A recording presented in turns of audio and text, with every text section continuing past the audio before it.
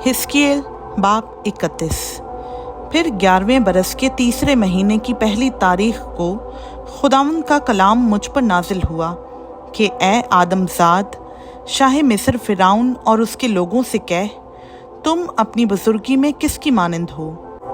देख, असूर लुबनान का बुलंद देवदार था, जिसकी डालियाँ खूबसूरत थीं और पत्तियों की कसरत से वो खूब सायादार था, और उसका कद बुलंद था और उसकी चोटी घनी शाखों के दरमियान थी। पानी ने उसकी परवरिश की, गहराव ने उसे बढ़ाया, उसकी नहरें चारों तरफ जारी थीं और उसने अपनी नालियों को मैदान के सब दरख्तों तक पहुंचाया।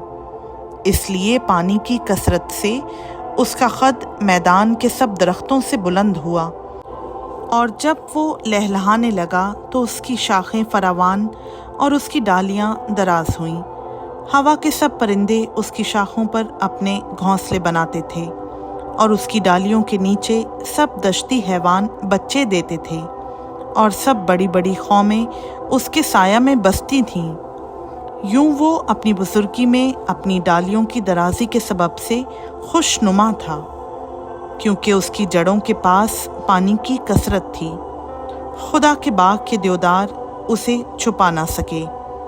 सरो उसकी शाखों और चिनार उसकी डालियों के बराबर ना थे, और खुदा के बाग का कोई दरख्त खूबसूरती में उसकी मानंद ना था। मैंने उसकी डालियों की फरावानी से उसे हुस्न बख्शा, यहाँ तक कि अदन के सब दरख्तों को जो खुदा के बाग में थे उस पर रश्क आता था। इसलिए खुदा यूँ फरमाता है कि चूँकि उसने आपको बुलंद और अपनी चोटी को घनी शाखों के दरमियान ऊंचा किया, और उसके दिल में उसकी बुलंदी पर गुरूर समाया, इसलिए मैं उसको कौमों में से एक ज़बरदस्त के हवाला कर दूंगा। यकीनन वो उसका फ़ैसला करेगा। मैंने उसे उसकी शरारत के सबब से निकाल दिया, और अजनबी लोग जो कौमों में से हैबतनाक हैं उसे काट डालेंगे और फेंक देंगे। पहाड़ों और सब वादियों पर उसकी शाखें गिर पड़ेंगी, और ज़मीन की सब नहरों के आसपास उसकी डालियाँ तोड़ी जाएंगी, और रोए ज़मीन के सब लोग उसके साया से निकल जाएंगे और उसे छोड़ देंगे।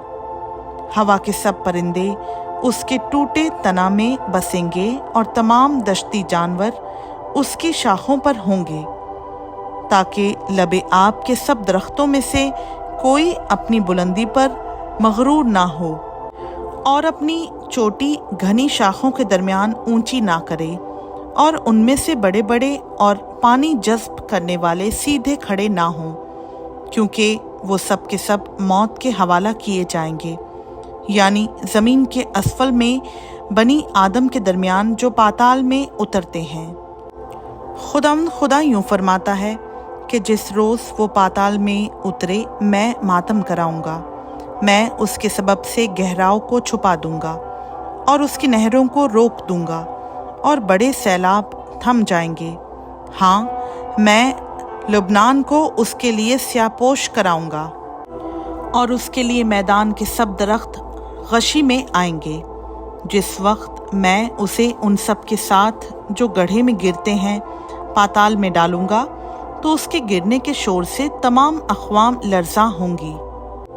और अदन के सब दरख्त, लुबनान के चीदा और नफीस, वो सब जो पानी जज्ब करते हैं, ज़मीन के असफल में तसल्ली पाएंगे। वो भी उसके साथ उन तक जो तलवार से मारे गए पाताल में उतर जाएंगे, और वो भी जो उसके बाजू थे और कौमों के दरमियान उसके साया में बसते थे वहीं होंगे। तू शानो शौकत में अदन के दरख्तों में से किसकी मानंद है? लेकिन तू अदन के दरख्तों के साथ ज़मीन के असफल में डाला जाएगा। तू उनके साथ जो तलवार से कत्ल हुए नामख्तूनों के दरमियान पड़ा रहेगा। यही फ़िरौन और उसके सब लोग हैं, खुदा फरमाता है।